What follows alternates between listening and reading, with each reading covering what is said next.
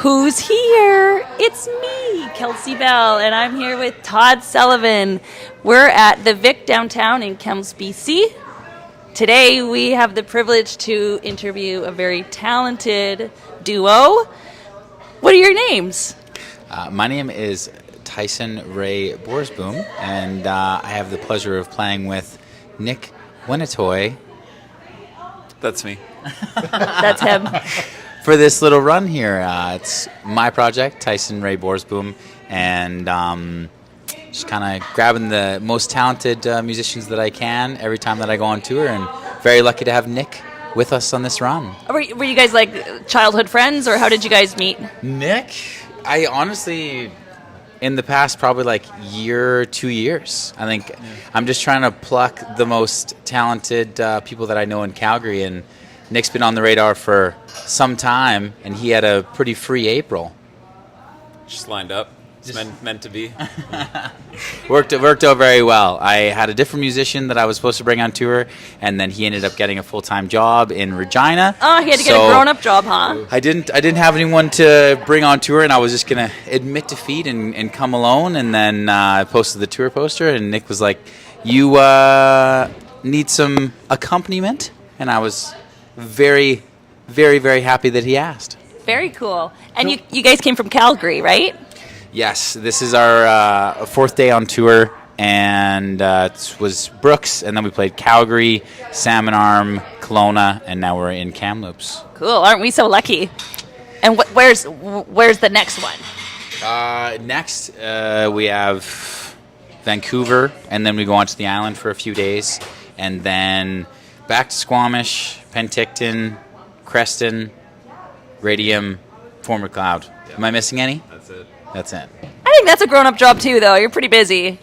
Yeah. Try to be as busy as possible. I mean, touring as much as I can, but try to be home. The girlfriend doesn't love it when I'm on the road as much as I can be, so You should brought her. a balance. She has a big girl job back at home too. Oh, she runs that a gets restaurant, her. so that gets in the way. What's her name? Charlotte. Hi, My Charlotte. lovely, lovely girlfriend. Possible soon-to-be fiance. Who knows? I don't know. Spoiler alert. Spoiler alert. No, she knows. She's just waiting for it. Every day she asks me for a present, so. Oh, I mean, but lots of girls like ducks too. Yeah, I Maybe- mean, the duck. Maybe that's a way to propose. There's a different name for the duck pretty much at every show. Why is he here? On the last tour, I wanted to have like a mascot. I wanted to try to go into like a secondhand store and find like a fluffy or stuffy of some kind. And I couldn't. We didn't find anything. And I recently found this duck at a Dollarama for like $4.50. And I thought it was the greatest thing ever. It was sitting on my shelf. And then the day before I left, I was like, I'm bringing that duck. And then he goes in the bathtub. He does the bathtub. Every single hotel, it's party time. Every hot tub that we go in, he's always in there.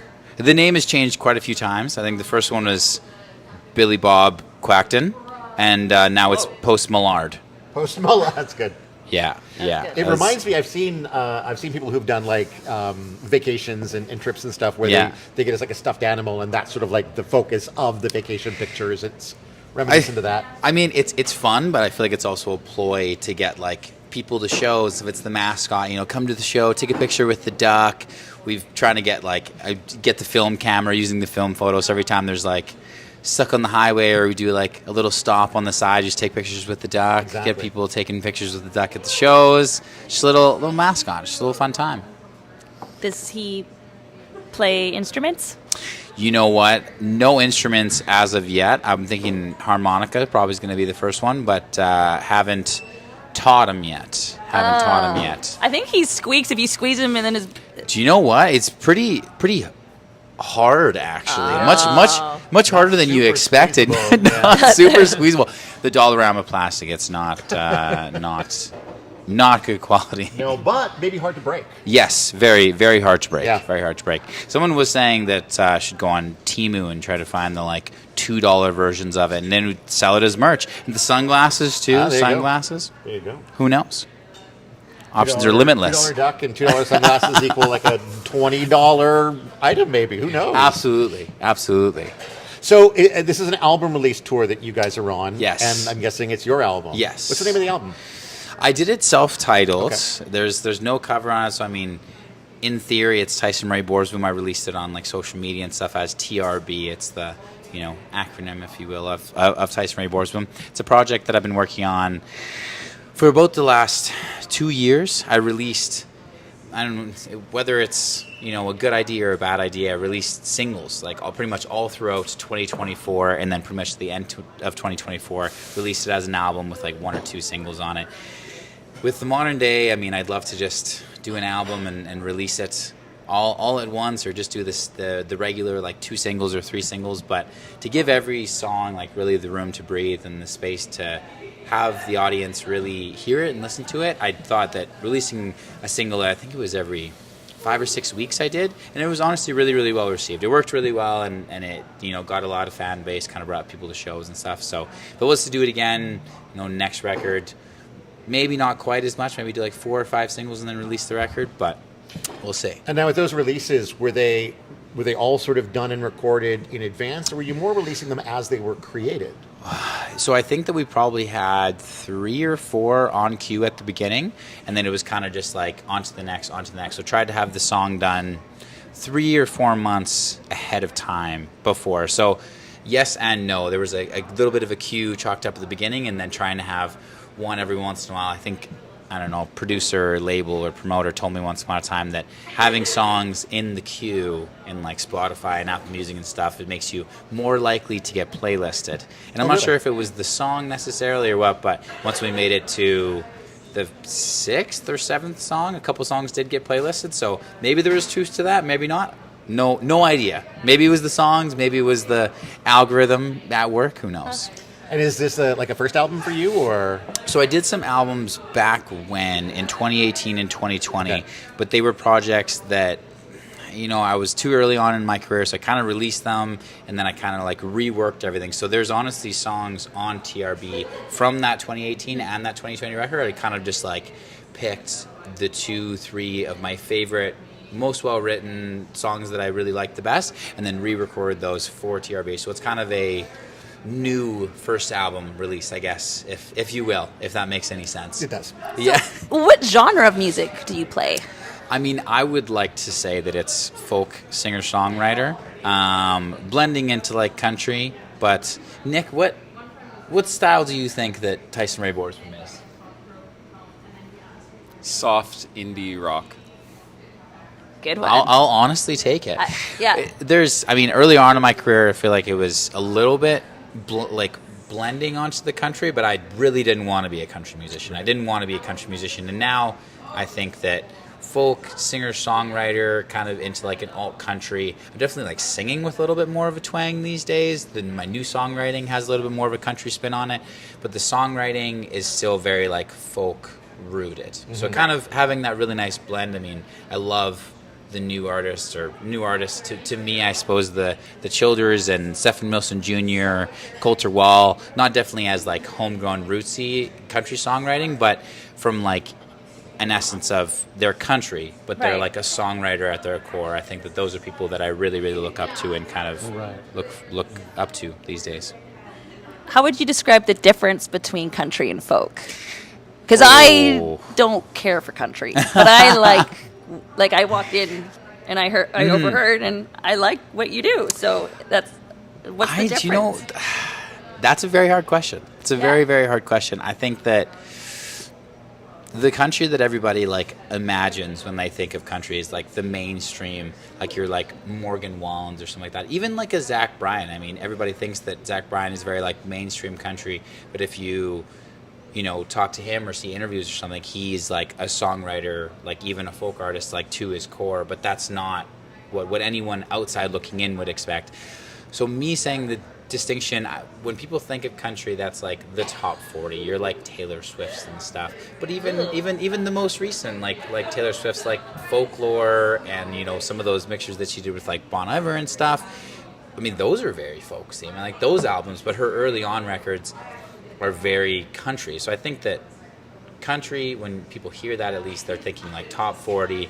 You're like Morgan Wallen's, the beer drinking dirt road anthems, And then there's like the alt country or like the Americana, when that's leaning more into like the more truer songwriters, the Coulter Walls, the Tyler Childers. I mean, even like Zach Top. I mean, I like love the new Zach Top, but he's also very country. Like he has the twang, but like I don't know, lyrically, is he very like dirt roads, beer drinking? Not so much. It's written for radio. It has the tropes that you're supposed to have in country music. I feel like it has the hooks for country, but I feel like it's like a little bit more true of a songwriter. So I feel like I answered that, not answering that in a very roundabout way. But the folk, I mean, Clear as mud. That's more of your, Ben Howard's, Donovan Woods, like Hazlitt's a new artist that I really love. I mean, Novo More probably is more in like an indie alternative folksy, but a lot of more like guitar-rooted picking more type stuff. Okay. And I feel like lyrically, there's a lot of big differences. I mean, it's tough to say like a love song, folk song, and a love song, country song are two like very vastly different things. Yeah, I think in country songs, their wives are always leaving It's them. all a lost love song. Yeah. Well, a lot of country music is written to be like for the people that are listening to it. Like if you go back to the 40s and 50s when they first differentiated between R&B and country, they had pop charts, and then they wanted a racial divide between two different kinds of music, which is what they were doing in the 40s. And so they had R&B music for people of colored skin. They had country music for white people, and that was when country music started. So it's always been pop-centric. It's always been for the listener, whereas folk music is more like historical. It has a more inclusive voice, you could say, because it's more of a person's story, whereas country music is more written for an audience. It's something relatable. Like if you look at Zach Top's record, which is one of my favorite records, and like every song's about a relatable trope. My girl left me, or I love my girl, or your truck broke down, or beer for breakfast, or She's like doing it in such a different way though somehow. Like obviously, you're Morgan Wallen, and there's like pop music. There's a cleverness to country. There's like you can have lyrical hooks and thing like. It should be a bumper sticker, like the end of your that's a good way of chorus. looking at it. The name of the song is the last line in the chorus, and you could put it on the bumper of your car, and that's as far from folk music as you could get. Right. It's just like a different perspective of where the music, who it's for and who it's by. Right. Is like country music, it's more important who it's for, and folk music is more important who it's by. I guess you could say. I just think folk equals hipster. Skinny jeans with Is this an accurate accusation, would you say? I'm not saying that I'm a hipster. I'm not saying hipsters are bad. I don't even know what the hipster is these days. I feel like I think it's I feel long like gone. I'm a hipster, but I get like pretty boy hockey player more often than I get folk hipster. So I'm like, I guess that's just what my face looks like. I don't know what to tell you. But I mean, yeah, stylistically, what you do with your time. I mean, mountains, granola, all that type stuff. Like that's your folk stereotypical hipster. Right. I feel like the people out in BC here would be a lot more inclined to tell you about the hipster mentality than probably back in Calgary. I think you're probably Yeah. correct. Yes. Do you find like when you're writing, do you think about genre much, or do you think just about like what you like to hear, what you want to hear?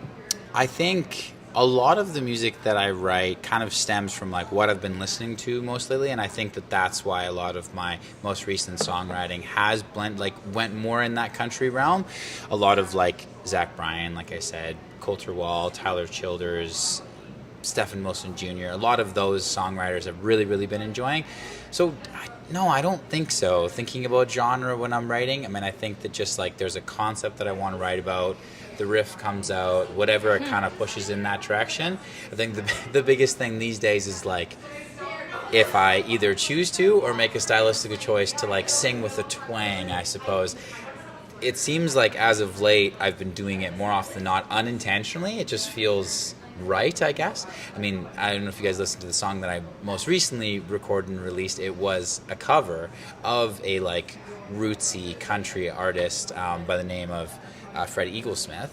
So him singing it was very, very country, very, very twangy. So I just I loved it so much, the way that he did it, and I couldn't help but sing with twang. And kind of ever since that, I'm just a little bit. You're you guys will be here for the set. You'll hear a little bit of the country coming out. There's songs that are a little bit more, songs that are a little bit less.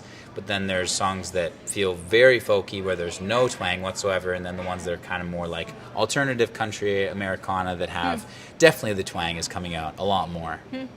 And speaking of that, just a reminder that we're live right now. They're playing here at the Vic at 6:00. So it's half an hour. You can get down here and check it out. You got time. Put your pants on, tie your shoes, and get over here. You can watch the live stream later. It won't be live. It'll be not live anymore because that's how these things work. And it's a ticketed event, right? So yes. How much are tickets? Tickets are $15. Okay. Ooh, what a steal. That's a pretty good price for a live show. It's going to be great price. Yeah. Super great venue. This is our first time in Kamloops, but it's a beautiful venue. The sound is sounding very crisp.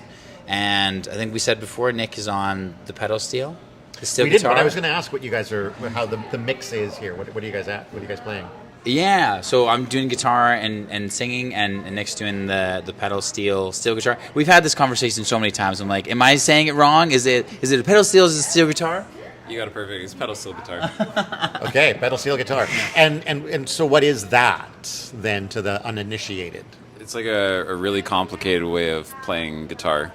Okay, that sounds fun. Yeah, I agree.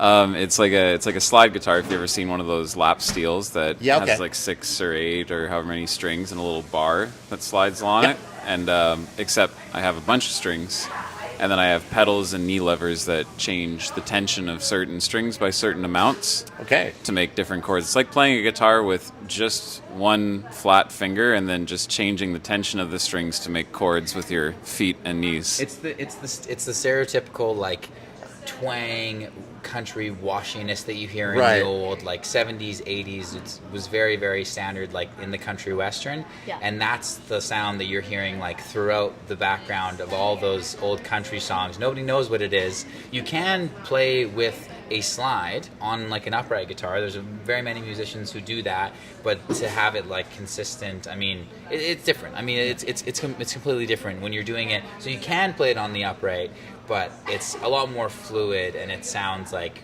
it has that original old western country Very sound cool. when it's the actual pedal steel.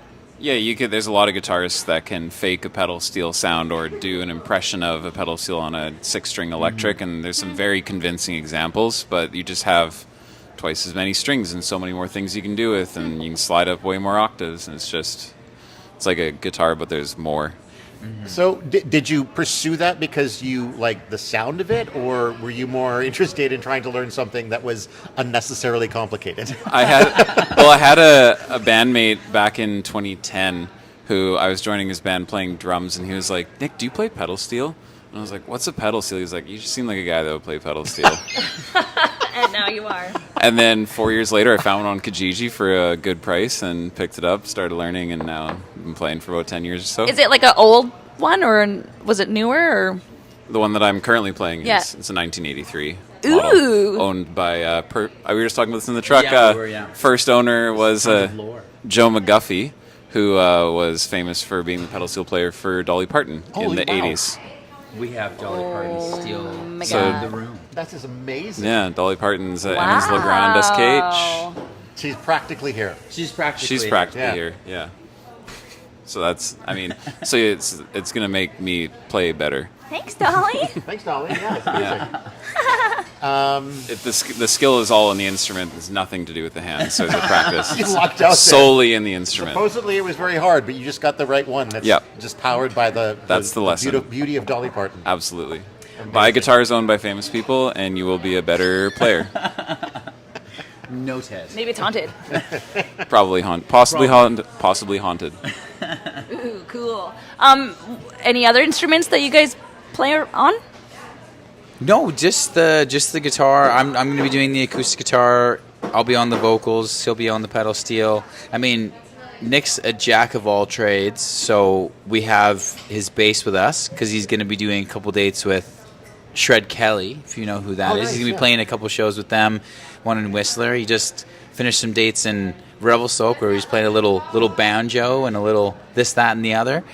And we're picking up some drums in Victoria because he Like a whole kit, or a whole kit. We're gonna pack it right to the brim in our truck and the tour bus. Yeah.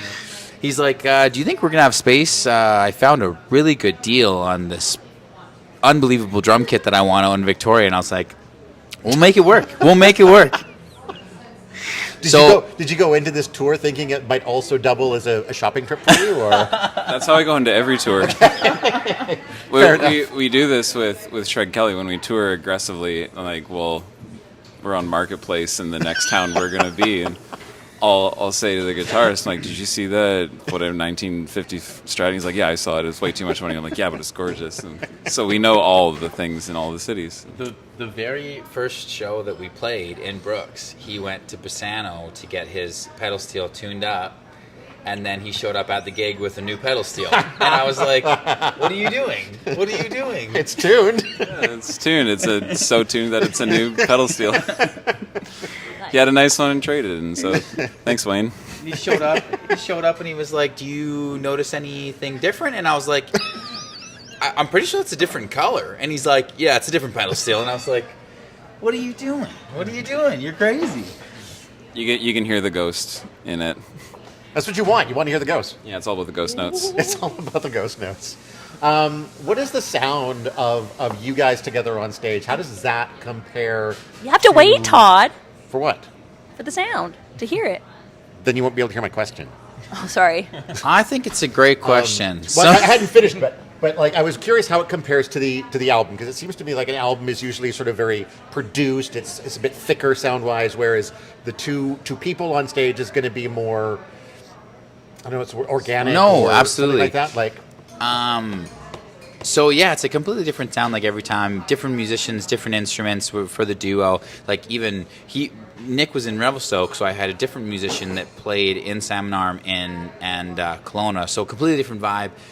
Electric guitar, a little crunchier, more of that like country indie rock feel, and no like solos. Like actual solos, crunchier. When it's with the pedal steel, I don't know, just more like ambient. It still has that like really nice, it just like fills the room. It's very like soft. It and does. It's warmer and softer than it is when you have like the electric guitar. Electric guitar, I don't know, it's so hard to like describe them both without trying to like the pros and the cons, because I love them both like equally but in different ways. Sure. So it's tough to kind of make the comparison.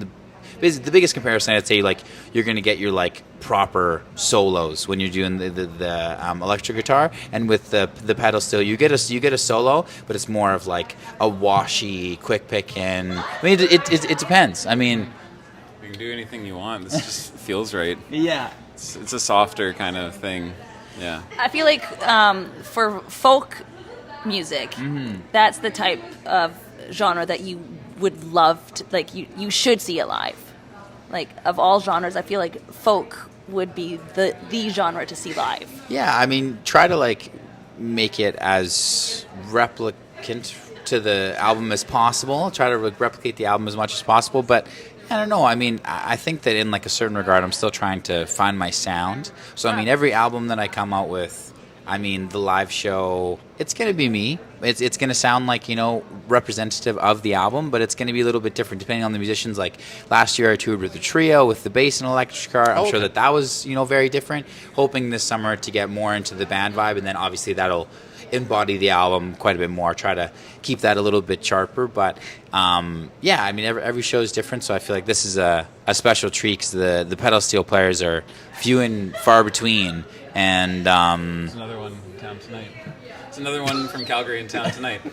that's how few and far between they are. does Carter have? Oh yeah, Carter played. Oh, I don't know if JJ's on this one though.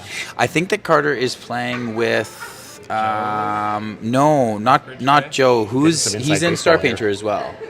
Who's the guitarist from Star Painter? We don't know what I they're can't talking remember about. his name. We're just gonna nod. Lethbridge boy. Yeah. But anyways, yeah, we're crossing paths with another Calgary folk country musician. He's playing down the street at Pizza Pie, so we're heavy competition in town tonight. Yeah. Bunch He's- of Burtons. Yeah. You need to write a country song about like a street feud. Exactly. between these two. They're later. You can catch both shows. Yes. Perfect, there you go. Yeah, we were saying. I think that they started like 7:30. We're starting at 6. They'll just like barely miss the beginning. Nice. Make a night out of it. Yeah, we're Double shows. We were talking with the openers, and they're like, "Yeah, we should try to sell like a combination ticket or something, like a festival vibe." And I was like, "It's a little too late for it, but I would have loved it. It would have been a good idea. Yeah. $30, you can catch 6 artists downtown Kamloops on a Wednesday. Amazing. for both. 30, yeah." And perfect. How hard was it to organize this tour? I Like- honestly.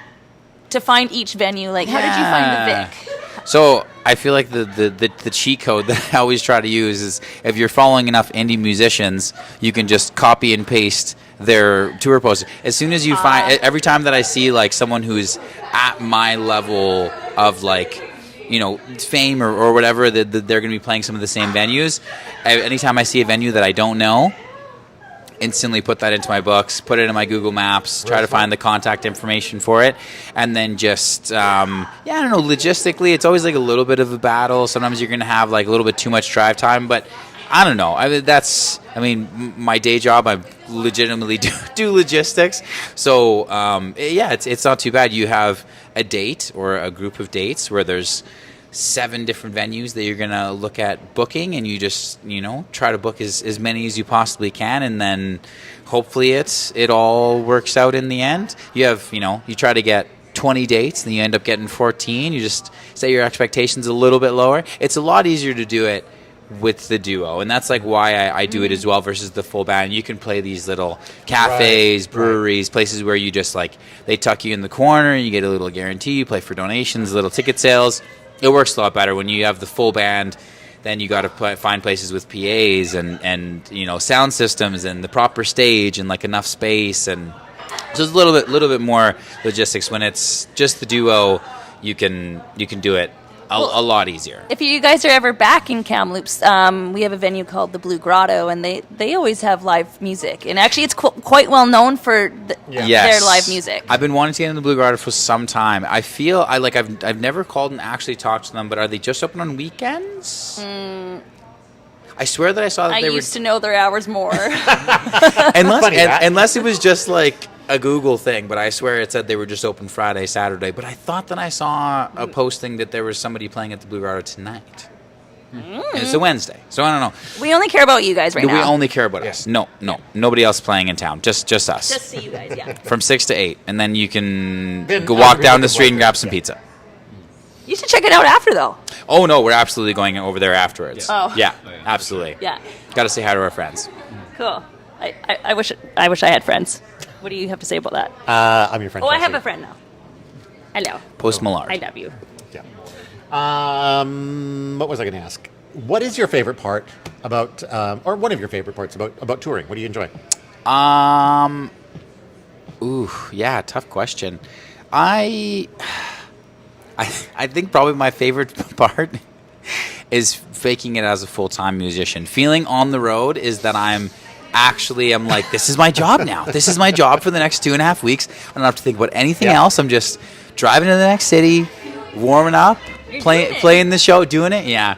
I very close second is like, you get to see the friends in the different cities, like, a really good friend of mine in Kelowna, doing a little couch surfing, getting to see him for a few days, friends in Vancouver, and then we get to see people on the island. So I think like seeing friends all over, it's so tough. Making new fans, seeing the fans, playing the shows. I think that, probably the first one, feeling like I'm a full-time musician for those 2 or 3 weeks or month or however long I'm on the road. It's a great feeling. So hopefully get to that point eventually that it's always going to be the reality. But then the reality actually sinks in, and then you're scared. Then you're like, oh, this is my only mode of income. Nick knows what it feels like. What does it feel like, Nick? It feels like that. Exactly like that. Very, very nerve-wracking. I guess the difference is Nick's a hired hand, so he also has 6 instruments that he knows under his belt. So every time he knows a musician, he's just like, "Hey, can I come on tour with you? Do you need some help on tour?" I'm triple dipping at multiple festivals this summer in Alberta. Oh, It's gonna be really? Great. Oh yeah. That's Nice. the only way to make it work. go there and play with 2 or 3 bands, and Huh. I like that. Yeah, if you're a hired gun, you can just do it. I mean, so there's a singer-songwriter house that we're at back in Calgary. Michael Bernard Fitzgerald puts it on, and he's trying to like book a stage basically at Lilac Fest, which is just kind of our local little summer festival. I remember that when I lived Yeah. there. Yeah. So he's literally Lilac. trying to like just have like all the Pocono House songwriters playing there like all day long. It's an afternoon festival, so it's I think like 10 a.m. until like 5. And probably it's going to be the same bassist and the same drummer and the same guitarist for most of the acts, and then the singer songwriter. So nobody, I mean, until you make it big enough, until you sell enough tickets, you're famous enough. You don't really have a band. I don't think. I mean, that's just the modern day. You can't make ends meet unless you're playing with 3 or 4 different acts at the same time. So, but yeah, I love it. It's great. Good. And Nick, same question to you as far as touring. Besides being able to go shopping, what do you enjoy? I was thinking about that while Tyson was answering. I was like, oh no, what do I enjoy about this? Or do you hate it? I mean, that's fair too. No, I would get another job if I hated it that much. But Right. I do enjoy playing music, and if I played in one city the whole time, people wouldn't come to see me very much. So I do like taking it around, taking it on the road, going to different places. So for me, it's the show. I just want to play the show. Nice. And then go to the next place and play the show. Go to the next place, play the show. It feels good to play the music multiple times, get really tight after, like, we've only done, this is our 3rd show on this run together. But after a dozen shows, you get tour tight, and then you're starting to pick up on each other's cues before they happen. You finish the tour, and you're like, man, we should start tour now. Because now we're good. This is great. We should start it now. Do you ever find that like you get tour tight right at the end of the tour? Always, yeah, of course, because you get better every show until the last show. It's always the last one where you're like, man. I've had that experience in theater too. That it's like Completely. you finally get the show done and everything's perfect. And now we can't do it anymore. Now it's exactly. done. Yeah, like, exactly. Got to learn other stuff now. Ooh, I just want to do this more. Yeah. How old were you guys when you discovered that you love music and you want to do this for a living? Mine is probably, I mean, I was in a garage band for most of university, and I mean, we were playing rock music and alternative Strokes and Kings of Leon and stuff, and then the folk singer-songwriter side started to come out, and I think I wanted to take it more seriously, so probably like 2018, about 7-8 years ago, that was about the point when I realized that I had a university degree and I was working a little bit, and I just kind of kept thinking to myself, like, this is the only thing that I love. I don't want to have a job that just feels mundane and I'm just bringing home a paycheck. At a certain point, you have to be able to make a certain amount of money. But I think that if I could do this live, if I could do it like as my full-time job, it just like I was saying, like I love just like being on tour. The thought of this being my full-time job just makes me feel just peachy inside. So hopefully we get to that point. Feeds your soul. Yeah. So probably back in 2018. Ever since then, it's been like the goal. It honestly feels like I was living in Lethbridge and now moved up to Calgary last year, and it honestly feels like that's when I honestly started. But I was like playing tons of shows, still touring back then. It's just once I moved to Calgary, making the right connections, meeting the right producers, it feels like now actually I know what I should be doing. Before it was just kind of like winging it, playing shows, trying not to lose money. And now it's like, okay, I know what to do to tour, trying to like get playlists and get fans and build a fan base, trying to get attention from labels and stuff like that, making connections. So even though I've been doing it for 7 or 8 years, it feels like I've just started maybe last year. I saw a musician or a good friend of mine, Noah Dirksen, he's from Winnipeg. He's made the exact same comments. He was just recently doing a tour in Europe, and he was like, I've been doing this for like 7 years, but it feels like it's just starting now. I think because it starts to feel a little bit more real. Fans are coming to shows, you're starting to fill rooms, people are singing your songs back to you. Maybe it starts to feel a little bit more real. What about you, Nick? When did you know? I tried to like finish high school and then jump on the road with a band, and my dad was like, absolutely not. You're going to do college. I was like, but I want to go in the band. So I wanted to do it since I was like 16, 17. And then I played in hundreds of bands through college. I don't know how. I have no idea how many. I was playing in, I think, 8 at once in Saskatoon while I was working a full-time job and 2 other jobs. And Makes a Sasky boy. Sass boy. Doesn't that confuse your brain? Oh, fun. Okay. It would get confused boring easier. just playing the same stuff. Oh, okay. So then, and then I moved to the mountains and played a bit out there in Revelstoke, and then the pandemic hit, and I stopped doing music because there was no music to do. I actually started programming a festival at that time. I got hired to run a festival in 2020, and so we made it work. And then I was like, I don't think I can program music anymore. I need to do music. I don't want to put on shows. I want to be the show. Right. And I was like, I don't think I can do anything else, so I'm just going to do it. So Yeah. at 30, I took the plunge after 14 years of being like, maybe I should. I'm glad you did. I'm glad. It's nice to see people following their dreams. And, Eventually. I think a lot Eventually. of people are scared it's to never too follow. late. Never too You know, late. I've only started filmmaking in the last sort of 6-7 years, so it's never too late, guys. Yeah. Yeah. And Todd's just 25 years old. I'm just 25 years old. Young, Just a young young buck. buck. Paper, it was very stressful. That explains That's the totally understandable. appearance. Yeah. Absolutely understandable. yeah. Yeah, we're both 14 years old. Like we're Yes. Yeah, this is what the road does to you. Yeah, exactly. Yeah. Sucks to life. But now that we're on the top, so Todd and I are filmmakers. We always tell people that because I don't know why, but we always need music for our movies. Amazing. Right? I've been trying to get more into what's it called? When you sync. Yeah, sync. that? It's the like act or process of getting your music into films. Oh, okay. Sync is like I don't know if it's Is that a what it's service or? called. It's not the website. It's No, it's like it's a style of making. I'm not good at it. We played with a band in Red Deer once that I was listening to them and I was like, these guys just sound like a Sports Center or like a TSN highlight reel. And it was good, but it was just like rock. And then we were talking to them after and like, yeah, all we do is sync. Like we make a ton of money on TSN Sports Center. Like we're on their highlight reels. And I was like, that's actually no way. Like we Well, called yeah.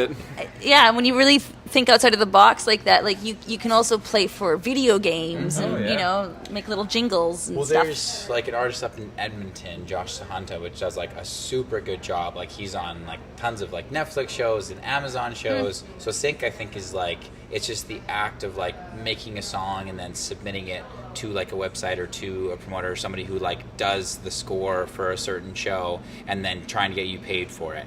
Like literally, I saw them at a festival. Like I don't know if you know the band, like Fits in the Tantrums. They made like some boppy type pop electro music a while ago, and they got their start on Sync. Like they were on like Apple commercials and, Really? and stuff like that. And then they just like started to catch on, and then they got a label, and then they started playing festivals and stuff. But like their job, like because it pays like crazy. Like I Yeah. know Josh up in Edmonton, he makes like 90% of his money through Sync. Interesting. And it's just a different kind of artist. Like you want to go on the road and you want to make money, but like that is legitimately where the money is at. So like taking that different approach, I wish that I could. It seems complicated, but it's definitely somewhere where you want to be. So to answer your question, I would love to have you use my music in your movies. Sure. Good to know. We'll Yeah. keep that in mind moving Great. forward for Great. sure. Yeah. Great. Yeah, we've done film competitions in the past where it's super last minute and we need someone now, and we have like only 48 hours to make a movie, and then we're like, oh my god, we need music. Who are we going to connect with? So yeah, we might bug you later. Absolutely. That There's sounds great. there's a lot of independent artists out there who definitely, if you reached out to them, are like, hey, we have this budget and we need to use this music for a movie now. Oh, our budget's nothing. Okay, then it's harder. Yeah. Then it's Yeah, no one's very getting hard. rich with us right now. Yeah. Starts with exposure. It's Yeah. all good. We're just looking for the credits. I hate to say, so it's 3 minutes to 6. Okay. So do you want to get ready for your Yeah, show? we should get ready for the show. Okay. We should rock out. So the show starts right now. Get your shoes on and get over here. The Vic downtown. Vic downtown. Yep. And we'll follow you up there. We're going to play about 15 or so minutes of your set. Yeah. So if you can't make it down, you can still catch a little bit of Yeah, it. we're gonna be playing for a couple hours. We're gonna do 2 45-minute sets. So even if you don't make it until 7, please come down. Are kids allowed? I imagine. It's I a imagine cafe. so. Yeah. Yeah, bring your kids. Yeah. You're not going to be like cussing, No, doing no. any of that cuss word country music stuff. I think I might drop like an A bomb or something like that. Maybe like an S. An every HE once double in a while. hockey sticks, maybe. Nothing outside of Real life. normality. Real life, yeah. Real life. Oh, I don't know. My real life's pretty vulgar. All right. Well, thanks for Yes. chatting with us. Thanks so much and for having us. we look forward to hearing what you're Hearing about to some play. music. Great. See you out there. Sounds good. Okay. Oh. Can you hear me now? Can you hear me now? Hello. Hello. Who's on the phone? Oh. What's your favorite bubble bath flavor? Cotton candy for sure. Oh, yes. Also, don't eat bubble bath. And why do bathtub farts smell worse? I don't know. Oh, of course.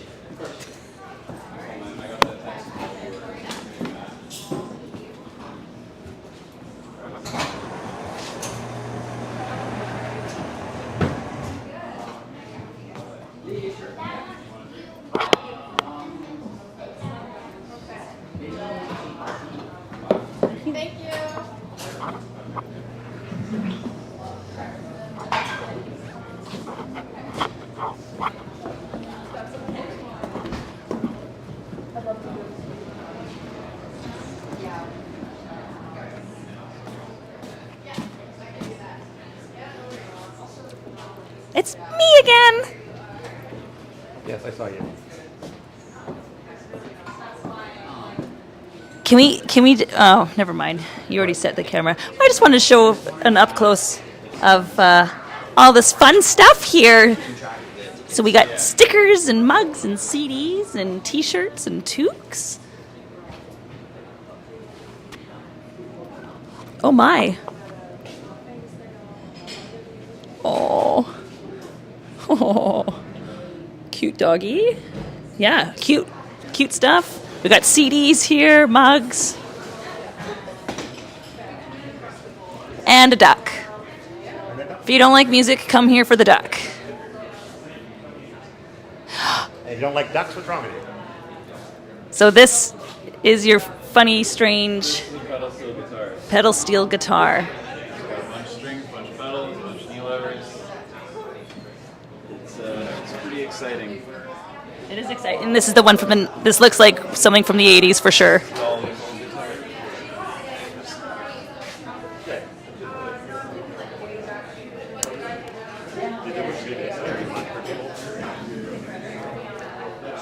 Well,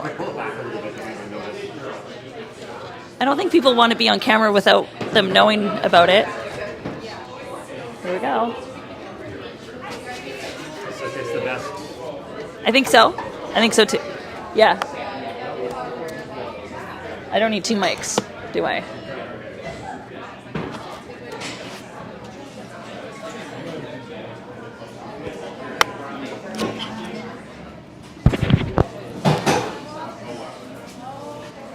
So the space is filling up. That's pretty cool.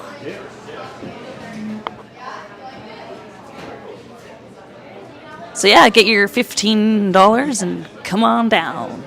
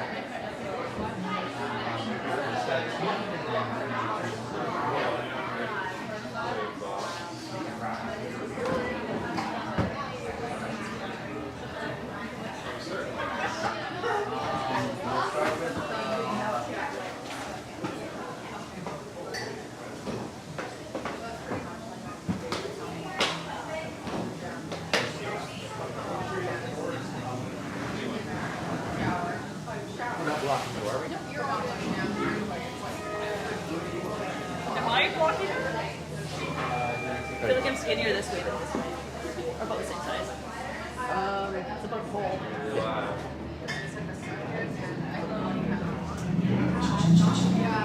Check 1, 2. We're just going to get started here, guys. If you're still getting settled and grabbing coffee and stuff, that's all good, no problem.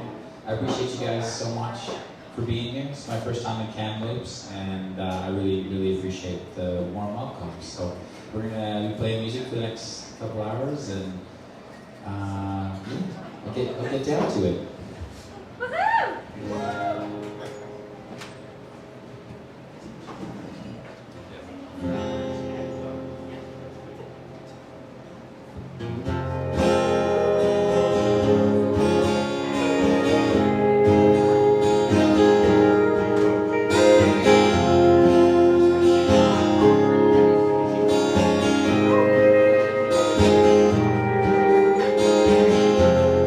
Rolling